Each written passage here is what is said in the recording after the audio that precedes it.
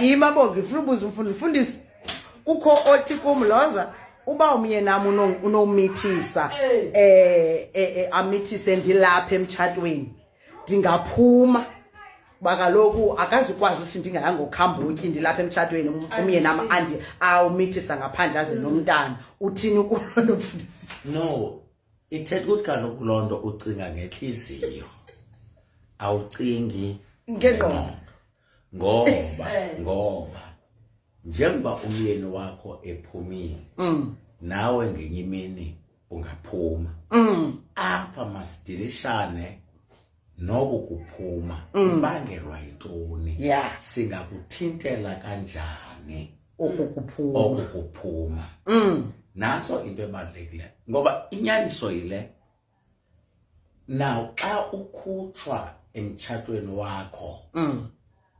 sisimilo esingekho sihle who is going to be the biggest loser?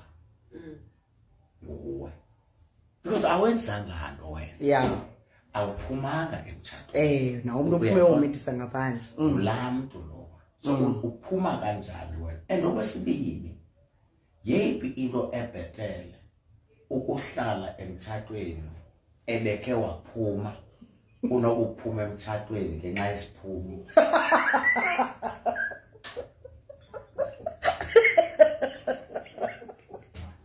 Ufundisa ienga nje le yenza uba umuntu afuna ukuphuma ngenxa yesiphumo. Lento ethi kuba iphumile nami ndiyaphuma.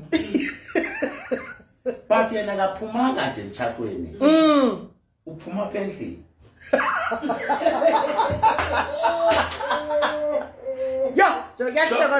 So wena wenze worse. Uphuma emtshatweni. Yena ubhetele kuba ngabafuna ukubalansisa. Uyaphuma endlini, nami ngizawuphuma endlini. So that ke sixolelane ngisibe ziziphumo sobabili. Apha endlini. Not that right nale. It's not that right. Masithi uma ngeba nizama indlela efair. Yaqonda efair. But ayiphuma endlini. Nawe unosikeke eqatsaba awucaci into yoba uthi asose nama ndiphuma endlini because xa uphuma uphinde ubuye uphuma uphinde ubuye but xa uphuma emtshatweni chances zokuphinde ubuye azikho. So mfundisi we are saying akukho nto inongalungiseki emtshatweni nalento sicinga bathi na indlovu engumntana ayinawunto ungabangela uba asinawuphinda siphinde siqhubeke. Problem inoba lo muntu uphume endlini not emtshatweni. Wena uphuma emtshatweni nasendlini. Now who is the greatest offender? Lo muntu akaphumanga emtshatweni. Uphume endlini wabuya nomntana wabuya wazoba lapha endlini. Wena uphuma endlini uphuma emtshatweni. Ngopona umoshe kakhulu.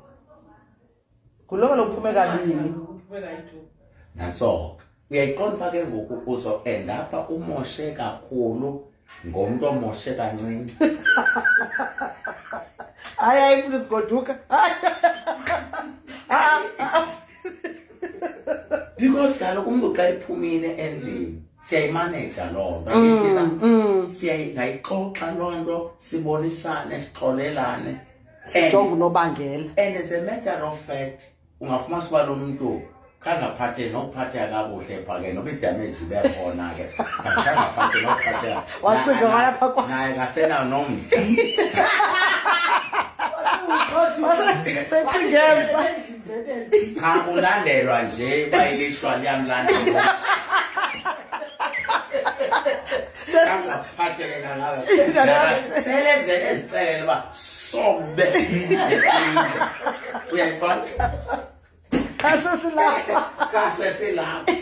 but also it's important but we understand that ezinye mistakes siyabe sizithi outgrow uyazi umuntu niyakwazi uba umuntu aphume emtshatweni umlingane wakhe sele engayeki avele umlingane wakhe akhutshwe impilo ayeke now ngoku so uphumile wena emtshatweni uyekile a permanent solution ngento temporary uyazwa uphumile ngoku ufumanisa uba yho mhle lo mphile ungulowa wayedibene naye kuqala uthi thixo uphumile wena and kuba uphume unomsindo ukhawuleze waphuma waqonda ma umuve on wawuzitshixela phaa so that uthi noba sekunzima ungakwazi nokubuya so it is important noba don't be in a hurry uphuma emtshatweni ecaba mfundisi Goduka usigqibile ishow sawudibana next Friday mfundisi extra time ye-show yiyo nkosi kakhulu mfundisi awubona next Friday Okay, then. sure bye bye